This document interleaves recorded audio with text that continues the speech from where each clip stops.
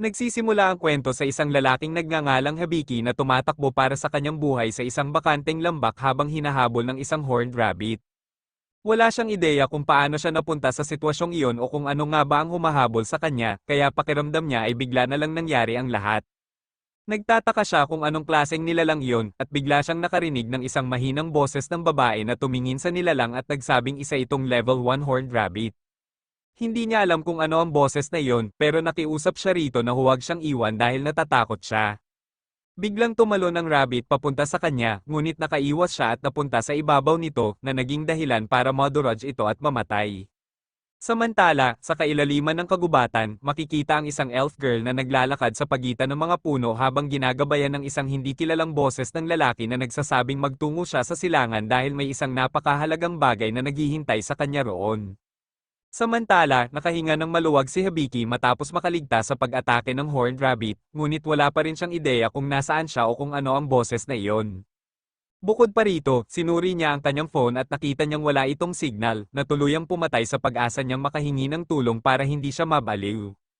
Nagpasya siyang isipin na hindi totoo ang boses at baka ganaguni niya lamang ito. Nagsimula siyang makaramdam ng gutom at naisip niyang kainin ng horned rabbit, ngunit agad din niyang inalis sa isip iyon dahil hindi niya alam kung ligtas ba itong kainin. Muling nagsalita ang boses at sinuri ang katawan, sinasabing ang horned rabbit ay isa palang graded delicacy na masarap iluto sa stew. Nang marinig iyon, nagpasya si Habiki na dalhin na lang muna ito kahit medyo naiilang pa rin siya sa ideya. Nagsimula siyang mag-isip ng mas malalim tungkol sa kakaibang boses at napansin niyang nagsasalita lamang ito kapag may tinatanong siya. Kaya sinubukan niya itong ites sa pamamagitan ng pagtatanong tungkol sa mga random na bagay tulad ng kanyang backpack. Sumagot ang boses na ito ay isang bag na gawa sa mga materyales na hindi umiiral sa mundong ito. Ipinagpatuloy niya ang pagtatanong tungkol sa iba't ibang bagay at sa bawat pagkakataon ay nagbibigay ang boses ng malinaw at eksaktong paliwanag. Dahil dito, naisip ni Habiki kung kaya rin ba siyang eska ng boses, kaya nagtanong siya at biglang lumitaw ang isang screen sa harap niya na nagpapakita ng lahat ng kanyang stats. Sinuri niya ang lahat at nakita niyang tama ang mga detalye tulad ng kanyang pangalan at edad, ngunit ang labis na ikinagulat niya ay ang nakalagay na trabaho niya bilang isang praiser provisional, na wala talagang saysay para sa kanya dahil hanggang ngayon ay normal lang siyang namumuhay bilang isang high school student. Kaya nagsalita siya at tinanong ang boses kung sino ito, at sumagot ito na siya ang kanyang status support, ngunit hindi raw siya maaaring magbahagi ng anumang personal na impormasyon. Para kay Habiki, hindi iyon patas, ngunit kahit papaano ay napagaan ang kanyang pakiramdam nang makita niya kung gaano karaming skills ang maaari niyang matutunan. Naisip niyang mukhang interesante ang expert skill kaya agad niya itong sinubukang gamitin, ngunit walang nangyari. Kaya nagpasya siyang simulan na lang ang tutorial dahil mukhang mas madali iyon, ngunit nagsalita ang boses at sinabing tumatakbo na ang tutorial. Hindi maintindihan ni Habiki ang ibig nitong sabihin kaya nagpatuloy na lang siya at sinubukan ang world map skill na naglabas ng isang holographic display sa harap niya. Tiningnan niya ito ng mabuti at napagtanto niyang hindi pala ito totoong mapa, kundi sinusundan lamang nito ang landas na dinaanan niya. Doon niya na-realize na paikot-ikot lang pala siya sa paglalakad. Nang malanawan siya, ginamit niya ito bilang gabay at nagpatuloy sa paglalakad. Pagsapit ng paglubog ng araw, may nakita siyang kalsada sa ibaba, ngunit dahil sa sobrang excitement ay nadapa siya at bumagsak ng padapa sa batong daan.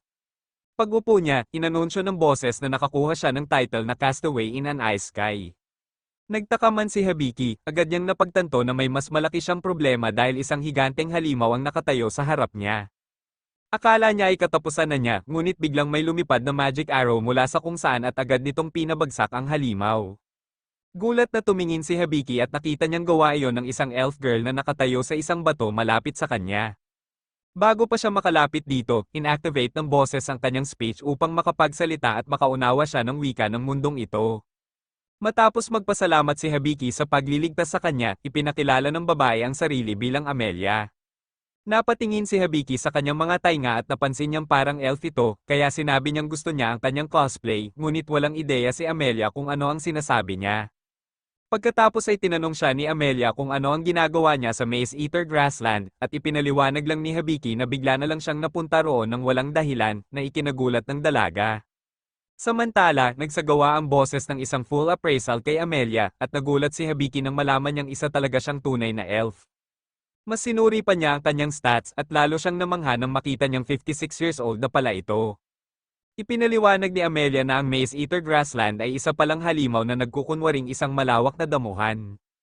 Hindi ito direktang umaatake, kundi hinihintay lamang nitong mapagod at maliga ang biktima hanggang sa tuluyan na itong kainin. Dahil dito, napagtanto ni Hibiki kung gaano siya kalapit sa kamatayan.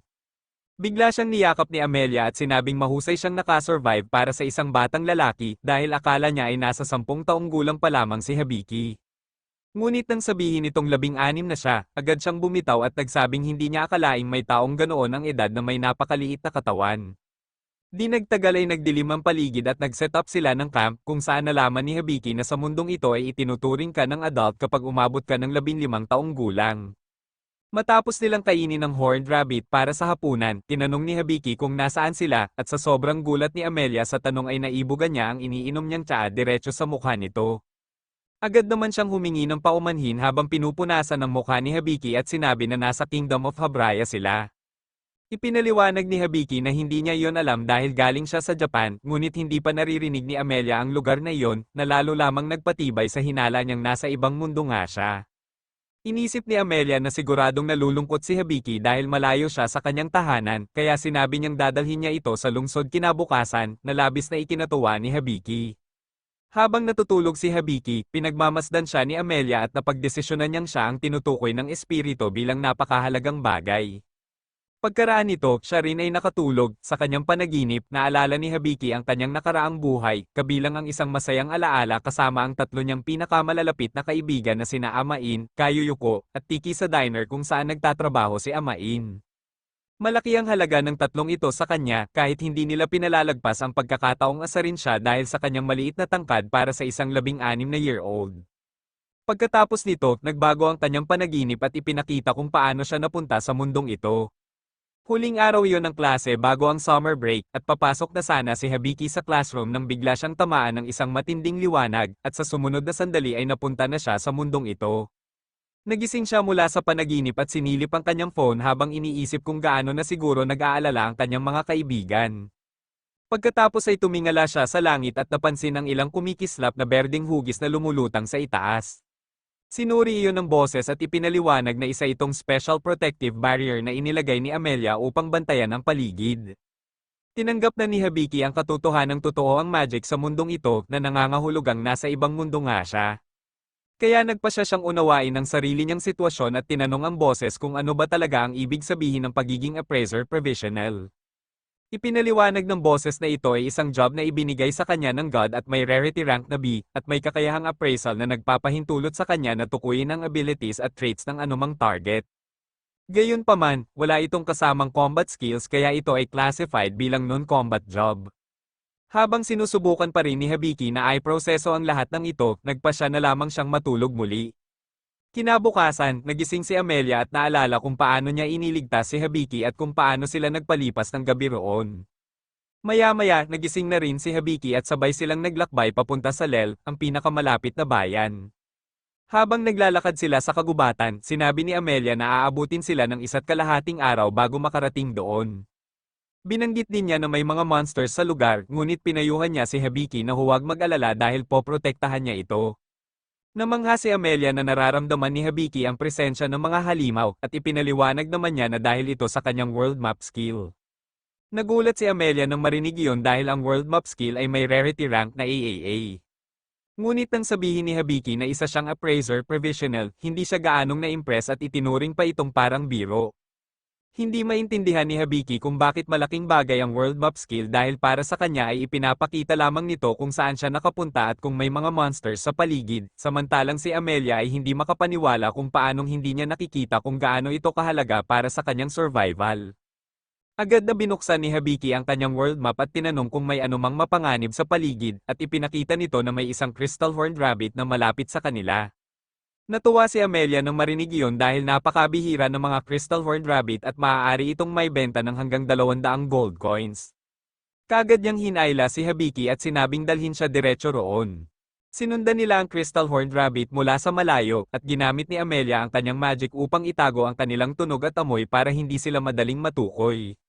Labis na namangha si Habiki at sinabi kay Amelia na napakahusay niya, ngunit agad naman siyang binalikan ni Amelia at sinabing si Habiki ang mas kahanga-hanga dahil sa kanyang world map skill, at na kahit anong adventurer party ay magiging maswerte na makuha siya dahil ang appraisal ay isang non-combat job.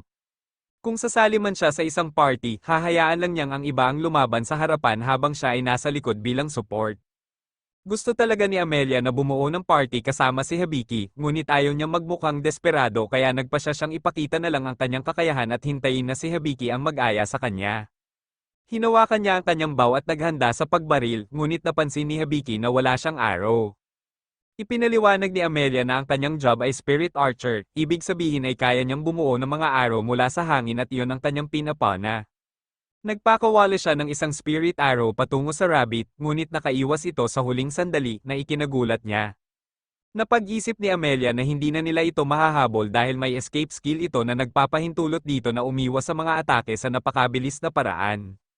Ngunit nang malaman ni Habiki na hindi nito magagamit ang skills nito habang umaatake, nakaisip siya ng plano, kung mapapalapit niya ang rabbit sa kanya, magkakaroon si Amelia ng malinaw na pagkakataon na tamaan ito. Hindi kumbinsido si Amelia na gagana ang simpleng plano, ngunit pinakalma siya ni Habiki at sinabing base sa kanyang appraisal, hindi ganoon katalino ang rabbit.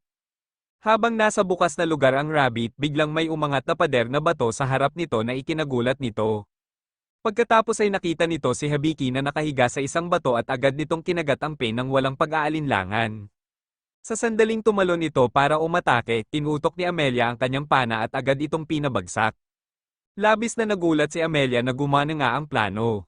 Ang naging sikreto ng tagumpay nila ay ang paglalagay ni Amelia ng mga pader na bato upang harangan ang lahat ng ibang daanan at pilitin ang Crystal Horned Rabbit na dumiretso kay Habiki, kahit na dahil dito ay inakala ng rabbit na wala siyang banta.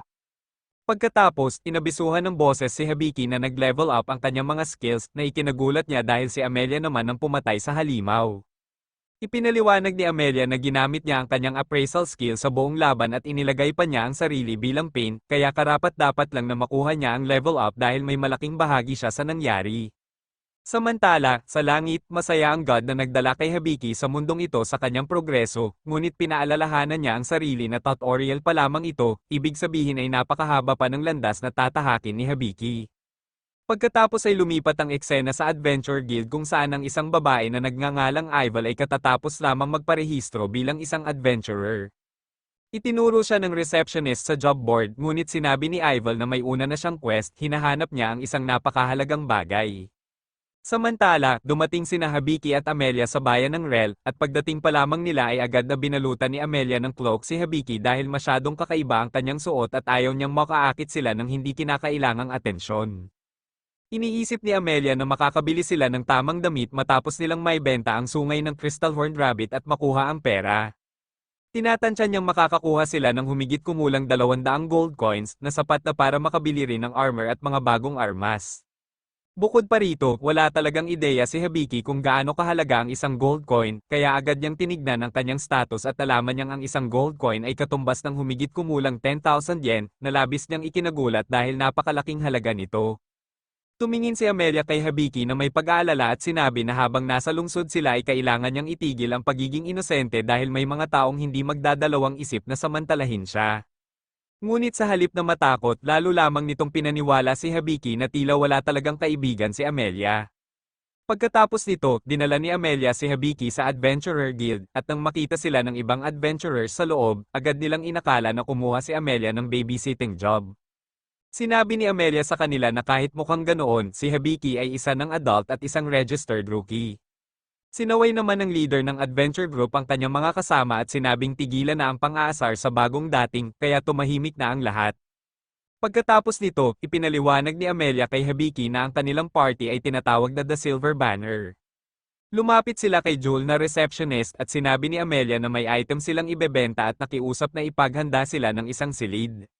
Samantala, hindi mapigilan ni Habiki ang pagtitig sa cat ears ni Jewel na labis niyang kinamanghaan habang iniisip na isa itong beast folk. Pagkatapos, pumasok silang lahat upang makipagkita sa Guildmaster, at sa unang tingin pa lamang ni Habiki ay namangha na siya sa sobrang laki at maskuladong katawan ng lalaki. Bigla namang dramatikong hinubad ng Guildmaster ang kanyang damit at nagpakilalang si Dilliard. Unti-unti nang nawawalan ng pasensya si Amelia habang pinapanood si Habiki na humahanga sa muscles ni Dilliard, kaya binuhusan niya silang dalawa ng malamig na tubig na agad nagbalik sa kanila sa katinoan.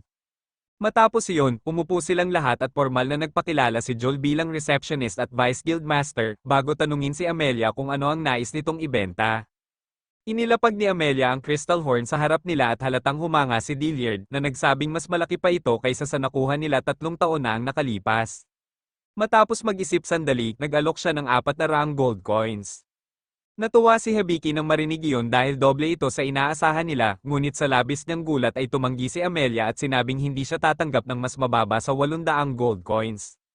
Ipinaliwanag niya na ang naibenta nila 3 taon na ang nakalipas ay umabot ng 200 gold coins, at ang isang ito ay 3 beses na mas malaki. Nagtagal ang kanilang pagtatalo sa presyo hanggang sa napilitan si Dilliard na pumayag sa 700 gold coins, na ikinatuwa ni Amelia. Ngunit biglang nag-iba ang aura ni Joel at nagpakita ng nakakatakot na presensya habang kalmadong pinaalalahanan si Dilliard na lampas na sa budget ang presyong napagkasunduan, kaya kukunin niya ang sobrang halaga diretso mula sa sahod nito, na labis namang ikinainis ni Dilliard. Kalaunan, nakaupo mag-isa si Habiki sa loob ng guild habang ipinapaalam ng kanyang status support na naabot na ng kanyang tutorial skill ang requirements para mag-level up. Ngunit wala pa rin siyang malinaw na ideya kung ano ba talaga ang tutorial, kaya inilabas ng status support ang isang definisyon at ipinaliwanag na ito ay isang skill na ibinibigay sa mga taong napakababa ng tsansa na mabuhay, at nagbibigay ito sa kanila ng guidance mula sa God upang matutunan nila ang mga kaalaman at skills na kailangan para makasurvive sa mundong ito. Nang marinig yun, napagtanto ni Habiki na dahil sa God kaya siya nakarating hanggang dito, kaya tahimik siyang nagpasalamat. Bigla naman siyang nakarinig ng isang boses na sumagot at nagsabing na-appreciate ang kanyang pasasalamat. Inakala ni Habiki na ganaguni lamang yon, ngunit nagpatuloy ang God sa pakikipag-usap sa kanyang isipan at sinabi na siya ang nagdala sa kanya sa mundong ito. Nagulat si Habiki na kaya pala niyang direktang makipag-usap dito, ngunit ipinaliwanag ng God na hindi ito laging posible at paminsan-minsan lamang nangyayari. Sinabi rin nito na mula ngayon, nasa kamay na ni Habiki ang lahat kung paano siya mamumuhay at kung paano siya mabubuhay sa mundong ito, at matapos iyon ay nagpaalam na ito. Ngunit agad siyang tinawag ni Habiki at nagtanong ng sunod-sunod na mga tanong, ngunit huli na ang lahat. Pagkatapos nito, ipinaliwanag ng status support na ngayong tumaas na ang kanyang level, ang support na ibinibigay ng guide ay magtatapos na. Nagtaka si Habiki kung ano ang ibig sabihin nito, ngunit dumating si Amelia at tinawag siya. Kasunod nito, may lumapit na messenger kay Amelia at nagbigay ng isang liham na nagsasabing mayroon siyang designated request. Pagkabasa ni Amelia nito, humarap siya kay Habiki at humingi ng paumanhin, sinasabing kailangan niyang umalis agad ng bayan at hindi niya ito maisasama sa pagkakataong ito dahil ang request ay direktang galing sa kanyang hometown at hindi niya ito maaaring tanggihan. Sa sandaling iyon, napagtanto ni Habiki na si Amelia pala ang guide mula sa simula. Samantala, si Ival ay nasa kailaliman ng isang dungeon, patuloy na hinahanap ang bagay na matagal na niyang sinusundan ngunit wala pa rin siyang nakikitang resulta. Bigla ay may naramdaman si Ival na tila alam niya kung nasaan ang hinahanap niya, kaya agad siyang lumingon at dumiretso roon. Kasabay nito, tahimik na nag-aalala si Amelia kung kakayanin ba ni Habiki na mag-isa, ngunit sinabi naman ni Habiki na huwag siyang mag-alala dahil plano niyang maging isang adventurer. Nalaman niyang may mga quests din para sa mga known combatants at talagang excited siya sa ideyang iyon. Inamin din ni Habiki na napakarami nang naitulong ni Amelia sa kanya at ayaw na niyang maging dagdag na pabigat pa rito. Nang dumating ang oras na kailangan na nilang maghiwalay, sinabi ni Amelia kay Habiki na maaari siyang manatili sa inn kung saan siya tumutuloy, at iniabot niya rito ang mapa bago tuluyang umalis. Bago siya tuluyang makaalis, sinabi ni Habiki na ibabalik na niya ang cloak, ngunit sinabi ni Amelia na huwag na niyang alalahanin iyon at ituring na lang bilang isang parting gift. Ngunit sinabi ni Habiki na mas kailangan pa iyon ni Amelia ngayon dahil napigtas ang butones ng kanyang damit. Namula sa hiya si Amelia at daldaling umalis, habang nagmamadali siya, nabangga niya si Ival at agad humingi ng paumanhin. Nang lapitan siya ng isang knight at tanungin kung bakit siya nagmamadali, sinabi niyang kailangan niyang umuwi agad. Tinulungan ni Amelia na makatayo si Ival, at tinanong naman siya ni Ival kung ang kanyang hometown ba ay ang Elf County, ang Kingdom of Fair. Nang kumpirmahin iyon ni Amelia, sinabi ni Ival na napakagandang pagkakataon iyon dahil doon din siya papunta. Samantala, mula nang umalis si Amelia, halos ginugol na ni Habiki ang kanyang oras sa pagtulog. Nang kunin niya ang kanyang phone, napansin niyang tuluyan na itong naubusan ng battery, at wala pa rin siyang paraan para makabalik sa kanyang dating mundo. Bukod pa rito, hindi na rin siya muling kinausap ng God mula noong huli nilang pag-uusap, kaya nagsisimula na siyang magtanong kung bakit nga ba siya dinala sa mundong ito. Bigla namang pumasok sa kanyang silid si Tanya, ang babaeng may-ari ng inn, at sinabi nitong nag-aalala siya dahil hindi siya bumaba para mag-almusal o mananghalian. Sinabi ni Habiki kay Tanya na ayos lang siya, at natuwa naman ito nang marinig yon. Ipinaalam din niya na malapit nang maging handa ang hapunan, at sinabi ni Habiki na bababa siya agad. Pagkaalis ni Tanya, nagsimulang maramdaman ni Habiki ang pressure dahil ang natitira na lamang niyang pera ay mula sa pagbebenta ng horn, kaya kailangan na niyang maghanap ng trabaho sa lalong madaling panahon. Ngunit base sa kanyang stats, napaisip siya kung saan nga ba siya magiging kapakipakinabang. Ipinakita ng kanyang status support ang kanyang mga numero, at hindi nga ito kagandahan, kaya pinayuhan siya na umiwas sa solo combat. Gayunpaman, itinuro rin nito na mayroon siyang ilang technical skills tulad ng contract at medical book. Naisip ni Habiki na interesante ang medical book skill, kaya ipinaliwanag ng status support na maaari siyang mag-absorb ng kaalaman mula rito sa pamamagitan ng pagbabasa ng mga pahina nito. Pinayuhan din siya na basahin ang bawat pahina kung nais niyang tumaas ang level nito, ngunit may babala na kapag nagsimula na siyang magbasa, hindi na siya maaaring tumigil sa kalagitnaan. Medyo nagulat si Habiki sa kondisyong iyon, ngunit nagpa siya pa rin siyang subukan ito. Nang magsimula siyang magbasa ng medical book, biglang bumuhos sa kanyang isipan ang napakaraming kaalaman ng sabay-sabay na lubos na ikinagulat niya. Samantala, patuloy sina Ival at Amelia sa kanilang paglalakbay papunta sa Elf County, at ibinahagi ni Amelia kay Ival na hindi niya mapigil ang isipin si Habiki at mag-alala kung magiging maayos ba ito. Inakala ni Ival na may nararamdaman si Amelia para kay Habiki, ngunit agad itong pinabulaanan ni Amelia, sinasabing kakakilala pa lamang niya rito at mas bata ito ng halos 40 taon kaysa sa kanya. Sa sandaling iyon, may isang maid na tumawag kay Amelia mula sa unahan, at nang makita niya ito ay agad siyang tumakbo at niyakap ito. Ipinaliwanag ni Amelia kay Ival na ito si Stalia, ang kanilang chief maid. Matapos ipakilala si Stalia, biglang na-excite si Ival at hiniling kay Amelia na bumuo sila ng party, na ikinatuwa naman ni Amelia dahil iyon ang una niyang natanggap na party request, ngunit halatang hindi nagustuhan ni Stalia ang ideyang iyon. Pagkalipas ng ilang araw, tuluyan nang natapos ni Habiki ang pag-absorb ng kaalaman mula sa medical book. Kahit na halatang pagod na pagod siya, naalala niyang kailangan pa rin niyang mamili kaya dumiretso siya sa armory upang kumuha ng armor. Pagkatapos at paglabas niya, sandali siyang napahinto at inalala kung gaano kahirap ang pinagdaanan niya sa pag-absorb ng lahat ng kaalaman mula sa medical book. Napagtanto niya na hindi madali ang pagkatuto ng skill sa mundong ito at bawat skill ay may kanya-kanyang paraan ng pag-aaral. Doon niya rin na-appreciate kung gaano siya mawawala kung wala ang kanyang status support, kaya nagpasya siyang hindi na ito tawaging simpleng status, at binigyan niya ito ng pangalang Sapo upang mas madali itong tawagin. Pagdating niya sa guild upang maghanap ng trabaho, may isang adventurer na malubhang sugatan ang dinala sa loob, at nang makita ito ni Habiki ay napagtanto niyang ito ang lalaking nakasalamuhan niya kamakailan. Nataranta ang kasama nito at sumigaw na tinamaan ito ng isang silver ruby wolf at naniniwala siyang si Dilliard lamang ang makakapigil sa pagdurugo nito. Ngunit bigla itong netisod at pareho silang bumagsak sa sahig na naging dahilan para muling bumuhos ang dugo mula sa sugatang binti. Ipinaalam ni Joel na wala si Dilliard sa bayan sa kasalukuyan, ngunit maaari nilang subukan ang ibang uri ng healing magic. Hindi naman kumbinsido ang mga kasama nito dahil nasubukan na nila ang lahat ng kanilang naiisip. Tiningnan ni Habiki ang sitwasyon at napagdesisyonan niyang kailangang mapigilan agad ang pagdurugo. Dahil sa kaalamang nakuha niya mula sa medical book, naisip niyang may magagawa siya. Lumapit siya at hiniling na hayaan siyang tumingin dahil mayroon siyang medical skill. Agad na nagsagawa si Sapo ng pagsusuri at tinansya na mayroon na lamang 5 minuto bago mamatay ang lalaki. Nahawaan ito ng Dirith Poison at nawala ng 2 bahagi ng katawan, kaya kakailanganin ng parehong Hypercure at Perfect Heal techniques para sa paggamot. Inisip ni Habiki na tila diretso lamang ang proseso, ngunit agad niyang napagtanto ang problema, kailangan ng 650 mana points para maisagawa ang buong paggamot, samantalang 56 lamang ang kanyang kasalukuyang mana. Agad na napagtanto ni Habiki na kahit alam niya kung paano isagawa ang paggamot ay wala itong silbi kung wala siyang sapat na mana para maisakatuparan ito, kaya nagsimula siyang mag-isip kung ano ang maaari niyang gawin. Iminungkahi ni Sapo na gamitin niya ang kanyang contract skill kung saan maaaring pumasok sa kasunduan ng mga taong nasa paligid niya at direktang ilipat ang kanilang mana point sa kanya upang magkaroon siya ng sapat na lakas para maisagawa ang paggamot. Walang pag-aatubiling pumayag ang lahat sa kontrata at agad na ipinadala ang kanilang mana sa kanya. Nang makalakam siya ng sapat, sinimulan niya ang paggamot gamit ang Hypercure upang tuluyang alisin ang Dirith Poison sa katawan ng lalaki, at sinundan ito ng Perfect Heal na naglabas ng isang maliwanag na asul na liwanag. Nang matapos ang lahat, nakahiga na ang adventurer na ganap ng gumaling at bumalik ang parehong nawalang bahagi ng kanyang katawan.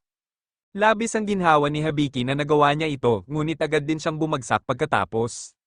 Sa kanyang panaginip, nakita niya ang kanyang dating kaibigan na si Amain na pinagsasabihan siya kung gaano kaangal ang kumilos mag-isa at ilagay sa panganib ang sariling buhay para sa iba, lalo na kung walang malinaw na layunin o kapalit.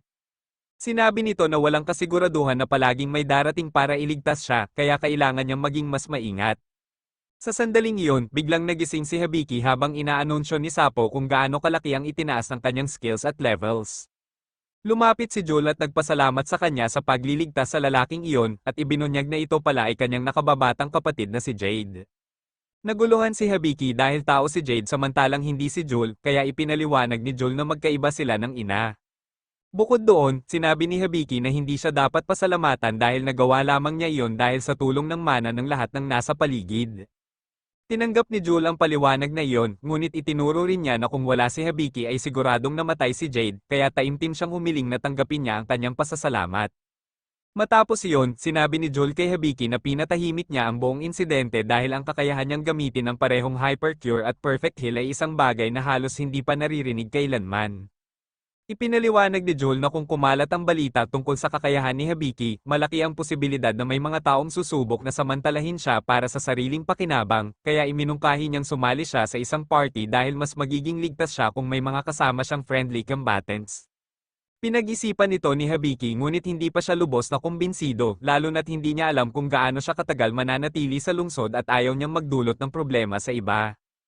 Aminado siyang maganda sana ang may mga taong masasandalan, ngunit nagdududa siya kung gagana ito dahil isa siyang non-combatant. Kaya sinabi ni Joel na may isa pa siyang opsyon, ang kumuha ng bodyguard. Pagkatapos, lumipat ang eksena sa isang wolfman na nakakulong sa isang selda kasama ang isang maliit na babae, habang ipinapangako nitong dudurugin niya ang sinumang magtatangkang saktan ito. Kinabukasan, pumunta si Habiki sa Debbie Company upang maghanap ng bodyguard at nakilala ang may-ari na si Ejardan Debbie. Ngunit sa unang tingin pa lamang kay Habiki, agad na natuwa si Debbie dahil naamoy niya ang potensyal na kita mula rito. Lumalabas na mayroon siyang skill na nagbibigay sa kanya ng kakayahang makaramdam ng kakaibang amoy mula sa mga taong mayaman na o magiging mayaman pa lang sa hinaharap. Ipinakita kay Habiki ang ilang malalakas na kandidato para maging bodyguard, ngunit tinanggihan niya ang bawat isa, hindi dahil kulang sila sa lakas, kundi dahil wala silang sapat na MP. Sa huli, nais niyang magamit ang Hypercure at Perfect Heal mula sa medical book, at nangangailangan iyon ng bodyguard na may sapat na mana. Sinabi ni Debbie na marami pa siyang ibang opsyon, ngunit sa sandaling iyon ay nakatanggap si Habiki ng payo mula sa God na maghanap na lang siya ng sarili niyang bodyguard. Habang dinadala siya ni Debbie sa susunod na mga pagpipilian, napansin ni Habiki ang isang madilim na pasilyo sa gilid. Ipinaliwanag ni Debbie na may ilang opsyon doon, ngunit hindi niya ito inirerekomenda dahil ang mga iyon ay hindi angkop para sa normal na trabaho o labanan. Dahil hindi sila nakabalik sa kanilang mga homeland, pinayagan na lamang sila ni Debbie na manatili roon. Naisip ni Habiki na baka pareho sila ng sitwasyon, kaya hiniling niyang dalhin siya ni Debbie sa lugar na iyon. Pagpasok niya, nakita niya ang isang wolf beastman na tila nagbabantay sa isang batang babae. Nagtaka siya kung bakit sila nakakulong, kaya ipinaliwanag ni Debbie na nagwala ang beastman habang pinoprotektahan ang bata. Ang batang babae ay natuklasang may magical abilities, ngunit wala pa itong kontrol dito kaya kusa itong sumasabog paminsan-minsan ng walang babala. Dahil dito, sinubukan ni Habiki na i-appraise silang dalawa at nagulat siya nang malaman na may ilang stats na nakatago.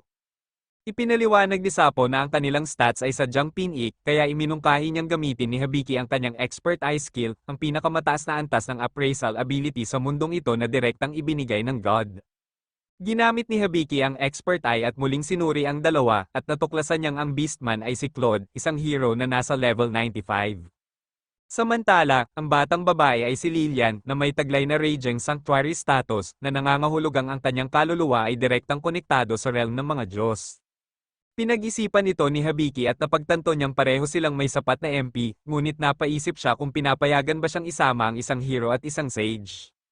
Muling nagsalita ang god at sinabing gawin niya ang nais niya. Bukod dito, iminungkahi ni Sapo na gamitin niya ang technical skill na relief measure, kahit hindi nito lubos na ipinaliwanag kung bakit. Inisip ni Habiki na maaaring ito ay isang skill na makakatulong kay Claude upang alisin ang curse na nakalagay sa kanya. Sa huli, nagdesisyon si Habiki na bilhin silang dalawa, at napasigaw sa tuwa si Debbie dahil lalo pang lumakas ang amoy ng kayamanan na nararamdaman niya mula kay Habiki. Pagkatapos nito, dinala ni Habiki sina Claude at Lillian sa isang bukas na lugar, at agad namang napaisip si Claude kung ano nga ba ang balak gawin ni Habiki sa kanilang dalawa. Ngunit sinabi lamang ni Habiki kay Claude na kumalma at mag-relax dahil naroon siya upang gamutin siya, na labis na ikinagulat ni Claude. Gayunpaman, sinabi niya kay Lillian na kakailanganin niya ang tulong nito upang maging matagumpay ang plano. Naghinala si Claude na baka ito ay isang bitag o panlilinlang, ngunit pinatigil siya ni Lillian at sinabing huwag mag-overthink, dahil sa buong buhay niya ay si Claude ang laging nagpoprotekta at naigal iligtas sa kanya, kaya sa pagkakataong ito ay gusto naman niyang siya ang magligtas kay Claude. Ipinaliwanag ni Habiki kay Lillian na upang maisagawa ito, kakailanganin niya ang malaking bahagi ng kanyang MP at kailangan din itong pumayag sa isang contract. Walang pag-aatubiling pumayag si Lillian at agad na ipinasa ang kanyang MP kay Habiki, na nagbigay sa kanya ng sapat na lakas upang activate ang perfect heal technique. Sa isang iglap, ganap na naibalik ang nawawalang mga bahagi ng katawan ni Claude at tuluyang gumaling ang lahat ng kanyang sugat na parang hindi kailanman nangyari. Labis ang tuwa ni Lillian sa nakita niya at agad siyang tumakbo upang yakapin si Claude ng mahigpit. Ipinahayag ni Claude ang kanyang taos-pusong pasasalamat kay Habiki at sinabing hindi niya halos makapaniwala kung gaano kabigat ang pakiramdam niya kanina kumpara ngayon. Ipinaliwanag ni Habiki na malamang ay dulot iyon ng curse na inilagay sa kanya, na ikinagulat ni Claude dahil ang impormasyon tungkol sa kanyang curse ay dapat ay nakatago at hindi maaabot kahit ng isang may appraisal skill. Sinabi rin ni Habiki na isa siyang hero, at sinabi kay Lillian na sa hinaharap ay magiging isang sage siya. Lubos na naguluhan si Claude kung paano nalaman ni Habiki ang lahat ng iyon, kaya ipinaliwanag ni Habiki na personal itong ibinigay sa kanya ng god sa pamamagitan ng expert eye skill. Sa sandaling iyon, kinilabutan si Claude dahil alam niya kung gaano kahalaga ang skill na iyon at kung ano ang ibig nitong sabihin. Pagkatapos, agad na sinimulan ni Habiki ang pagtanggal ng curse kay Claude sa pamamagitan ng pag-activate ng relief measure skill.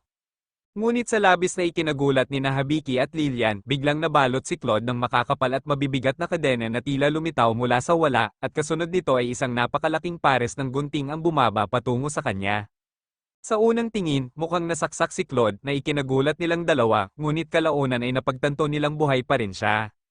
Nang bumaba ang gunting at maputol ang isa sa mga kadena na matagal nang nagpapabigat sa kanya, sandaling inalala ni Claude ang kanyang pakiramdam at napagtanto niyang bagamat hindi pa siya ganap na bumabalik sa dati niyang lakas, nararamdaman na niyang unti-unti itong bumabalik sa kanya. Pagkatapos, yumuko siya ng may paggalang kay Habiki at taimtim na humingi ng paumanhin sa kanyang naging bastos na asal kanina.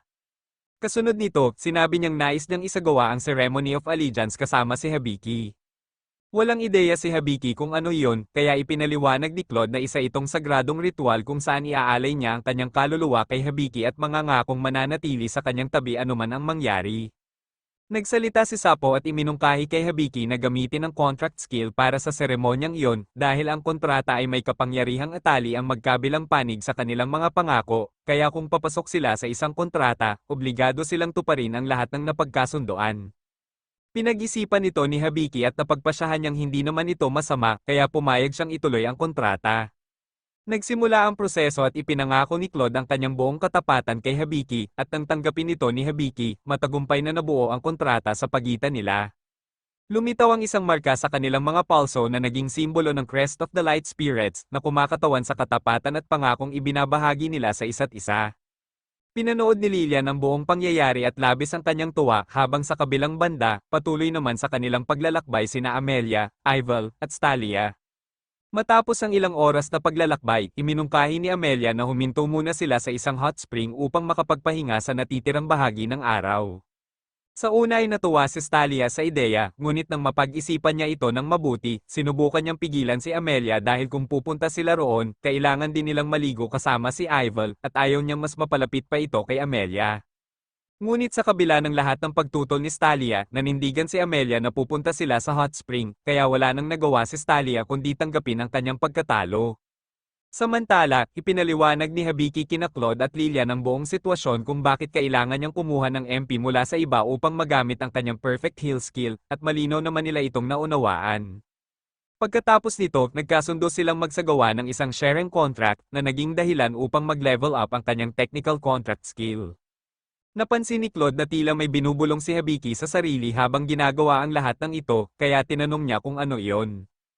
Ipinaliwanag ni Habiki na isa lamang itong boses na nagbibigay sa kanya ng mga paliwanag at gumagabay sa kanya.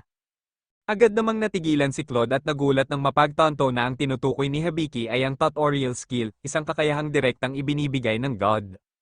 Naunawaan din ni Claude na nangangahulugan ito na si Habiki ay nagmula sa ibang mundo, at nagulat naman si Habiki na alam na ni Claude ang tungkol sa pagkakaroon ng ibang mundo. Tinanong ni Habiki kung ayos lang ba kay Claude na siya ay galing sa ibang mundo, at sumagot si Claude na wala itong kahit anong epekto sa kanya at hindi nito mababago ang kanyang katapatan kay Habiki. Pagkatapos nito, nagpatuloy sila sa kanilang paglalakbay, at ipinaliwanag ni Claude na ang God na konektado kay Habiki ay malamang ang Chief God. Sa mundong ito, may humigit kumulang 11 mga Diyos, at ang Chief God ang itinuturing na pinakauna at pinakamakapangyarihan sa kanilang lahat. Ipinaliwanag ni Claude na ang tutorial at expert eye ay mga divine blessings na tanging ang Chief God lamang ang maaaring magbigay at walang ibang makakagawa nito. Dahil dito, naniniwala si Claude na talagang pinili ng Chief God si Habiki at may espesyal na interes sa kanya. Ngunit para kay Habiki, mahirap paniwalaan na siya ang pagtutuunan ng pansin ng Chief God kung mayroon namang tulad ni Claude at Lilian na mas kahanga-hanga. Gayunpaman, napaisip siya kung bakit binigyan si Lilian ng Radiant Sanctuary skill, dahil tila napakabigat nitong pasanin para sa isang tao. Wala ring alam sina Claude at Lilian tungkol dito, kaya ipinaliwanag ni Habiki na ito ay isang skill na naglalabas ng napakalakas at napakabigat na kapangyarihan na tila sumisira sa kanya mula sa loob. Dahil dito, natulala si Lilian sa gulat at agad pinagsisihan ni Habiki na nabanggit pa niya iyon. Ngunit nagsalita si Claude at sinabi na duda siyang ang Chief God ang nagbigay ng Radiant Sanctuary kay Lilian, at mas malamang na ang God of Magic ang may gawa nito dahil sakop ng kapangyarihan nito ang lahat ng may kinalaman sa magic. Bigla namang nagpakita ang presensya ng God of Magic at direktang kinausap si Habiki, na nagsabing totoo ngang nahihirapan si Lilian dahil sa Radiant Sanctuary skill, ngunit kapag naibigay na ang isang skill ay hindi na ito maaaring basta alisin. Ipinaliwanag din niya na mayroon si Habiki ng kanyang skill na tinatawag na Grimoire na magbibigay sa kanya ng kakayahang i-adjust ang MP at overall magic power ni Lilian upang makontrol ang sitwasyon. Nilinaw din niya na huwag magkamali ng akala si Habiki dahil hindi siya laging nandyan upang tumulong sa tuwing kailangan niya. Napagtanto ni Habiki na kapag ginamit niya ang Grimoire skill, automatikong kikilos ang administration system upang ayusin ang lahat, kaya magiging maayos na ang sitwasyon. Ipinasa niya ang magandang balita kina Claude at Lilian, at labis ang kanilang pasasalamat nang marinig ito. Ngunit sa mismong sandaling iyon, ipinaalam ni Sapo kay Habiki na pansamantalang hindi magagamit ang kanyang expert eye skill at tutorial skill, kaya ang maitutulong na lamang niya ay base sa impormasyong nakalap niya hanggang sa puntong iyon. Samantala, masusing pinagmamasdan ng God of Magic si Habiki at hindi niya maalis sa isip ang pakiramdam na parang nakita na niya ito dati. Sa kabila nito, ginamit ni Habiki ang kanyang Grimoire skill, na agad nag-summon ng isang napakakyot na maliit na pusa na nagpakilalang si V at sinabing narito siya upang turuan si Lilian kung paano kontrolin ang kanyang magic. Ngunit dahil sa sobrang pagkakyot ni V, agad siyang pinay ni Lilian nang hindi na nag-isip pa. Tinanong naman ni Habiki si V tungkol sa Grimoire, at ipinaliwanag nito na siya mismo ang Grimoire at isa rin siyang makapangyarihang sacred beast na nilikha ng God of Magic.